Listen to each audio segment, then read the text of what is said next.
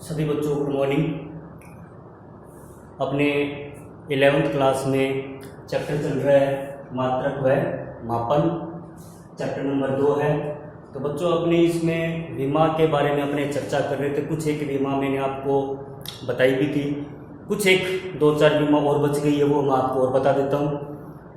मैंने आपको विमाएँ कौन कौन सी बताई थी, जैसे आयतन, क्षेत्रफल, घनत्व, वेग, त्वरण, बल, कार्य, ये इनकी सभी की बीमा मैंने आपको बता दी थी। कार्य और ऊर्जा की भौतिक राशि, इसकी भी बीमा मैंने आपको बता दी थी।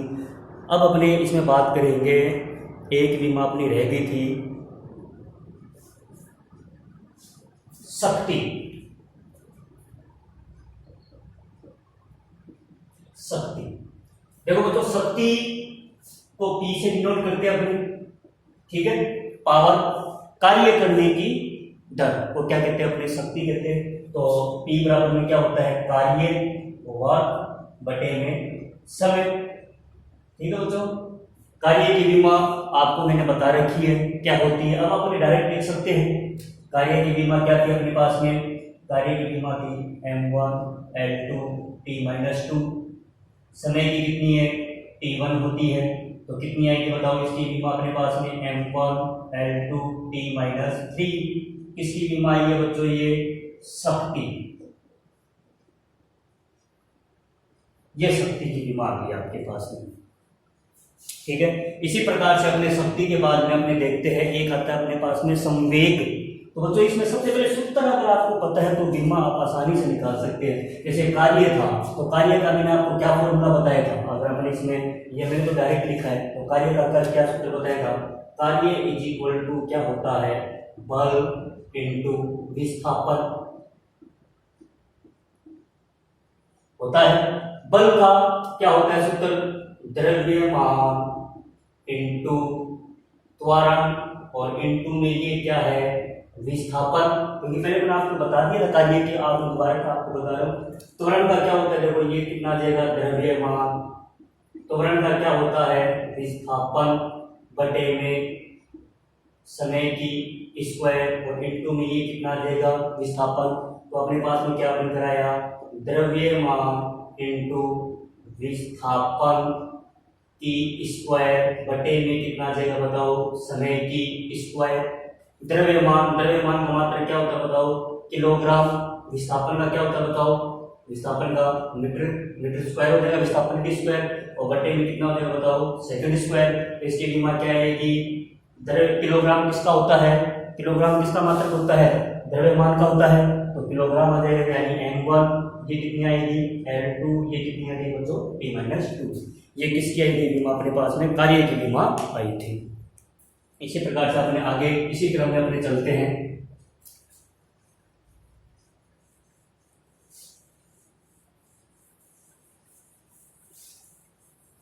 आगे देखते हैं अपने, देखो बच्चों एक इसमें आता है संवेग। संवेग बराबर में होता है किसी वस्तु का द्रव्यमान इंटू वेग। द्रव्यमान और वेग का जो गुणनफल होता है उसको क्या कहते हैं अपने, संवेग कहते हैं। तो बच्चों द्रव्यमान का मात्रक आपको पता है क्या होता है, किलोग्राम। वेग का क्या होता है बच्चों, मीटर प्रति सेकंड। हो गया ये। इसको आप ये भी लिख सकते हो, किलोग्राम की 1, मीटर की 1 और सेकंड की 1। इसको ऐसे लिख दो आप, किलोग्राम मीटर और सेकंड की पावर -1। किलोग्राम किसका मात्रक होता है, द्रव्यमान का। द्रव्यमान का संकेत क्या होता है, कैपिटल एल। मीटर किसका मात्रक होता है, लंबाई का। लंबाई का संकेत क्या होता है, कैपिटल एल। समय किसका मात्रक, सेकंड किसका मात्रक होता है, समय का। और समय का संकेत कितना होता है, कैपिटल टी। तो इसकी बीमा कितनी आएगी, m1 l1 t-1। किसकी बीमा आ गई बच्चों, ये संवेग की बीमा आ गई। ऐसे निकालेंगे अपने संवेग की बीमा, ठीक है। इसी क्रम में आगे और देखते हैं अपनी बीमा।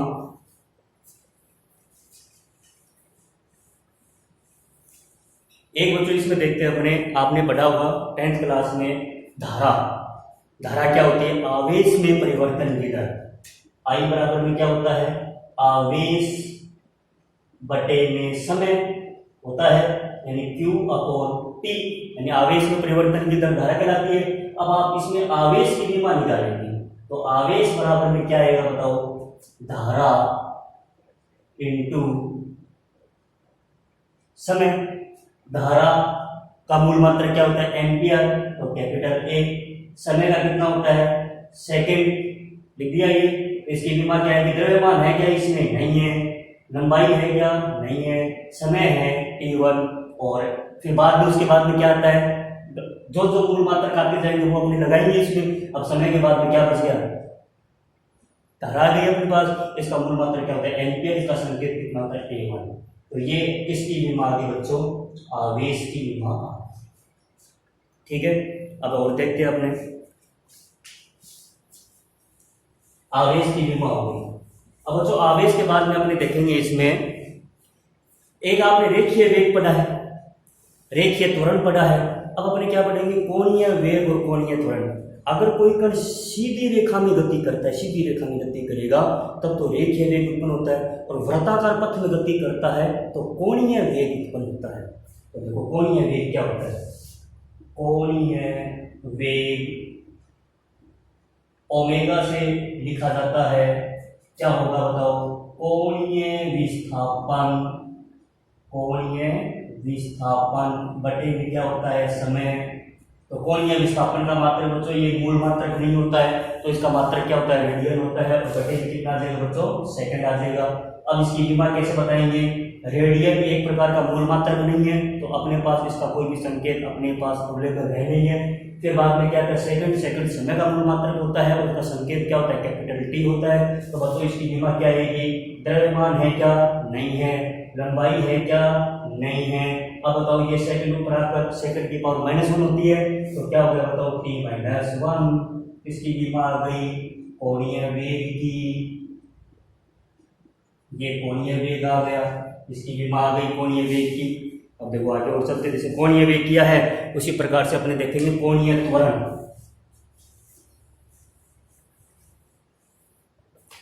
कोणीय त्वरण देखो, कोणीय त्वरण क्या होता है,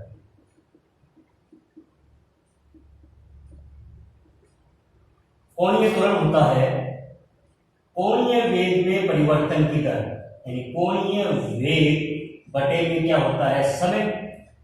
कोणीय त्वरण को अल्फा से लिखा जाता है, उसको ओमेगा से लिखा जाता है। तो कितना है, कोणीय वेग की विमा आपके पास में है। कोणीय वेग का मात्रक बता दो आप, क्या होता है, रेडियन प्रति सेकंड, और ये सेकंड है अपने पास में, तो क्या बच्चों क्या बना, रेडियन प्रति सेकंड स्क्वायर। तो क्या बना, इसको ऐसे लिख सकते हो आप, रेडियन की पावर 1, या लगा सकते हो तो सेकंड की पावर -2। तो इसकी विमा क्या है बच्चों, द्रव्यमान है क्या, नहीं है। लंबाई है क्या, नहीं है। समय की पावर कितनी होगी, t की पावर -2, और ये इसकी विमा आ गई, कोणीय त्वरण की विमा होगी बच्चों ये। ठीक है, तो ये कुछ एक विमाएं अपने देखिए, कुछ एक आपको ये लगभग आपके पास में हो गई है, 10-12 विमाएं हो चुकी है। जैसे जैसे चैप्टर आगे बढ़ता जाएगा तो उसकी भौतिक राशि आती जाएगी, और भौतिक राशियों के साथ में आपको विमा भी बताती जाएगी साथ साथ में। तो इसीलिए विमा तो अपने ये इतना ही देखेंगे। अब अपने इसमें ये देखते हैं कि विमा के अनुप्रयोग इम्पोर्टेंट टॉपिक है। अब जो अपने कर रहे हैं विमा के अनुप्रयोग करेंगे कि विमा जो विमीय विधि से एक प्रणाली से दूसरी प्रणाली में भी बदला जा सकता है, सूत्र की सत्यता की जांच भी कर सकते हैं, और सूत्र की स्थापना भी कर सकते हैं। अपने 3 अनुप्रयोग देखेंगे, और तीनों अनुप्रयोगों के ऊपर न्यूमेरिकल प्रॉब्लम काफ़ी हद तक कंपटीशन एग्जाम में आती रहती है, तो वो आप ध्यान से समझना। इसलिए चलो देखते हैं, मैं आपको बता रहा हूँ विमा के अनुप्रयोग। विमा के अनुप्रयोग साथ साथ में लिखते जाना बच्चों। विमा के अनुप्रयोग, जो पहला अनुप्रयोग मैं लिख रहा हूं, विमीय विधि से, विमीय विधि से मात्रक की एक प्रणाली को दूसरी प्रणाली में परिवर्तित किया जाता है, परिवर्तित किया जाता है। ठीक है बच्चों, ये इसका विमा का पहला अनुप्रयोग है। ठीक है, विमीय विधि से मात्रक की एक प्रणाली को दूसरी प्रणाली में परिवर्तित कर सकते हैं। देखो अब मात्रक की कितनी प्रणाली मैंने आपको बताई है, 3।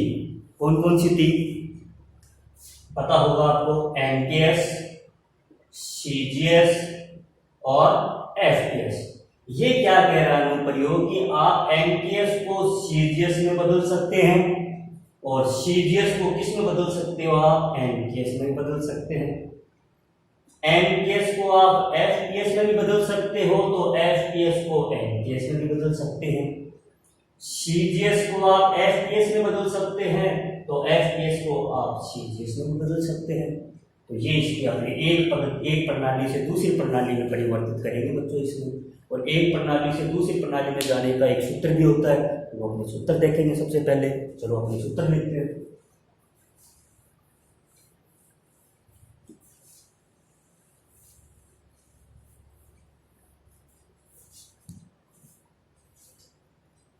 इसका सूत्र होता है N2 बराबर N1 into N1 upon N2 की power A, N1 upon N2 की power B, T1 upon T2 की पावर C।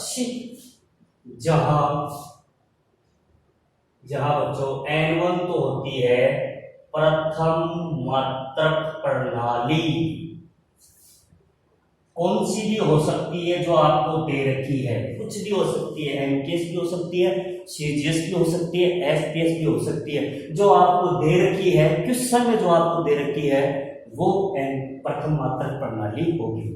N2 क्या होती है, द्वितीय मात्रक प्रणाली, द्वितीय मात्रक प्रणाली। ये जिसको आप किसमें बदलना चाहते हैं, किसी दूसरी प्रणाली में, जैसे सीजीएस में बदलना चाहते हैं तो वो सीजीएस दूसरी मात्रक प्रणाली हो जाएगी, एफपीएस में बदलना चाहते हैं तो एफपीएस दूसरी मात्रक प्रणाली हो जाएगी। N1 L1 T1 क्या है, प्रथम मात्रक प्रणाली के मूल मात्रक। क्या है ये बच्चों, मूल मात्रक है। प्रथम मात्रक प्रणाली के क्या है, मूल मात्रक होंगे। M2 L2 T2 क्या है, द्वितीय मात्रक प्रणाली के मूल मात्रक। ये लो, ये सूत्र है इसका, कहीं दिक्कत नहीं आएगी। ये फॉर्मूला हो, एक और बच गया इसमें, A, B तथा C क्या है, विमाई है। क्या है ये, विमाई है। ये इसका फॉर्मूला है। N2 बराबर में N1 into N1 upon N2 की power A, N1 upon N2 की power B, T1 upon T2 की पावर C। N2 तो द्वितीय मात्रक प्रणाली हो जाएगी, N1 प्रथम मात्रक प्रणाली हो जाएगी, A B C क्या विमाई है, M1 L1 T1 क्या प्रथम मात्रक प्रणाली के मूल मात्रक है, M2 L2 T2 क्या है द्वितीय मात्रक प्रणाली के मूल मात्रक है। चलो अब इसके अपने ऊपर उसके अंकित प्रश्न देखते हैं, न्यूमेरिकल प्रॉब्लम। इसकी मुख्य न्यूमेरिकल समस्या ही है और कुछ नहीं है, जो कि कंपटीशन एग्जाम में काफ़ी हद तक आते हैं। इसमें सेकंड चैप्टर से संबंधित जो भी आपके नेवी, एयरफोर्स, जो भी एग्जाम होते हैं, एनडीए, सभी एग्जामों में ये इम्पोर्टेंट है। तो देखो सबसे पहला आपने क्वेश्चन नंबर फर्स्ट, बल का मान एनकेएस प्रणाली में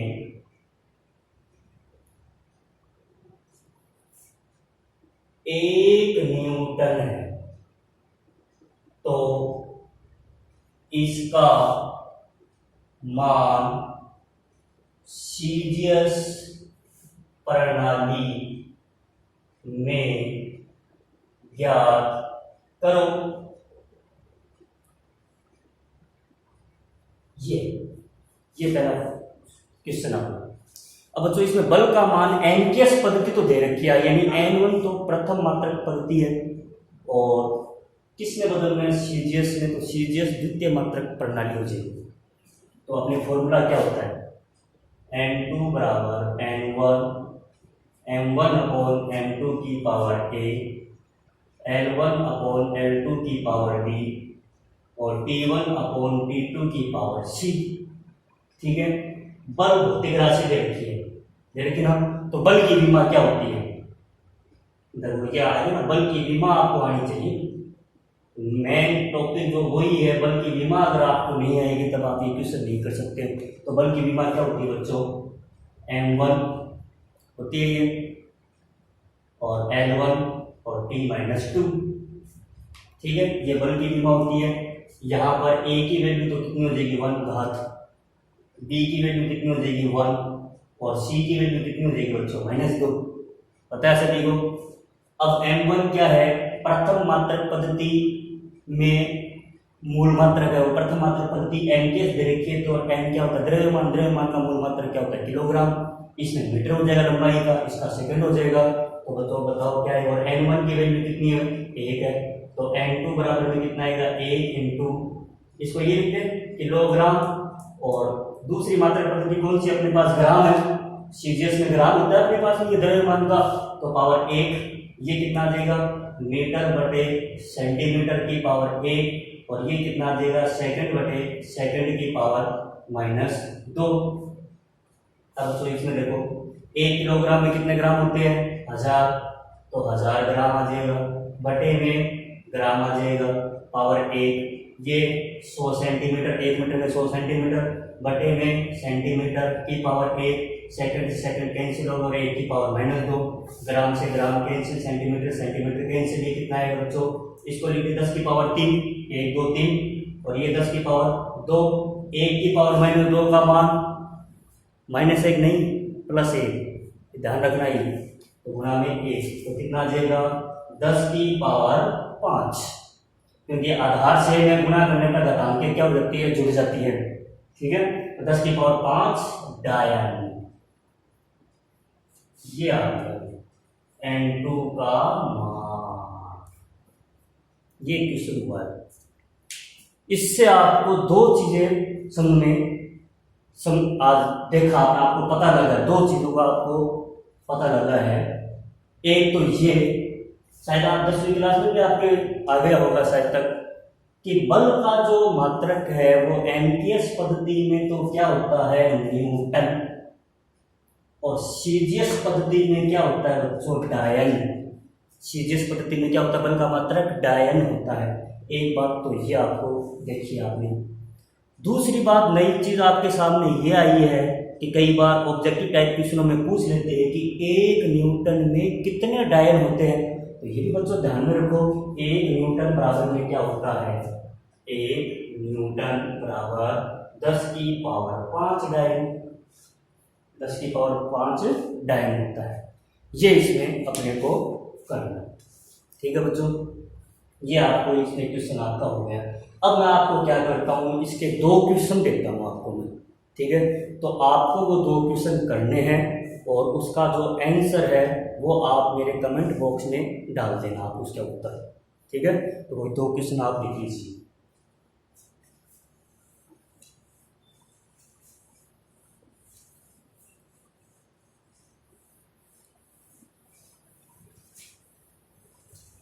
देखो पहला क्वेश्चन है, दूसरा इसका क्वेश्चन आएगा, ऊर्जा का मान एनकेएस प्रणाली में 1 जूल होता है, तो इसका मान सीजीएस प्रणाली में ज्ञात करो। थर्ड क्वेश्चन,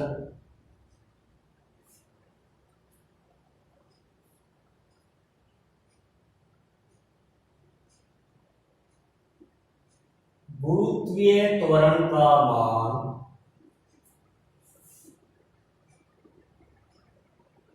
एनकेएस प्रणाली में 9.8 मीटर प्रति सेकंड स्क्वायर होता है, तो इसका मान सीजीएस प्रणाली में ज्ञात करो। ये दो क्वेश्चन आपको बच्चों करने हैं। थोड़ा सा मैं आपको बता दूं, इसको देखो मैंने आपको एसपीएस प्रणाली में नहीं बदला है, एसपीएस प्रणाली अभी नहीं, मैं आपको समझाऊंगा, मैं खुद समझाऊंगा आपको, क्योंकि इसमें वो द्रव्यमान जो होता है ना वो आपको नहीं, क्योंकि एनकेएस पद्धति में किलोग्राम होता है और सीजीएस पद्धति में ग्राम से मापा जाता है और एसपीएस पद्धति में पाउंड होता है। अब एक पाउंड में कितने किलोग्राम होते हैं, कितने ग्राम होते हैं, तो वो अपने चर्चा करेंगे इसमें। तो आपको क्या करना है, भौतिक राशि कौन सी बताओ, इसमें तो ऊर्जा है, तो ऊर्जा की बीमा लिखनी। तो मैंने आपको बता रखा कि कार्य और ऊर्जा की एक ही भौतिक राशि होती है, उसकी बीमा वही होगी, कार्य और ऊर्जा। इसमें गुरुत्वीय त्वरण, गुरुत्वीय नाम आ गया तो परंतु आपको बीमा किसके बतानी है, त्वरण की ही बतानी है। त्वरण की मैंने आपको बीमा बता रखी है। एंड ये तो n1 की वैल्यू हो जाएगी, ये n1 की वैल्यू होगी, ज्ञात किसकी करनी है आपको, n2 की। तो ये आपको इसके जो आंसर है वो आप मेरे कमेंट बॉक्स में उसके आंसर आप दे देना। धन्यवाद।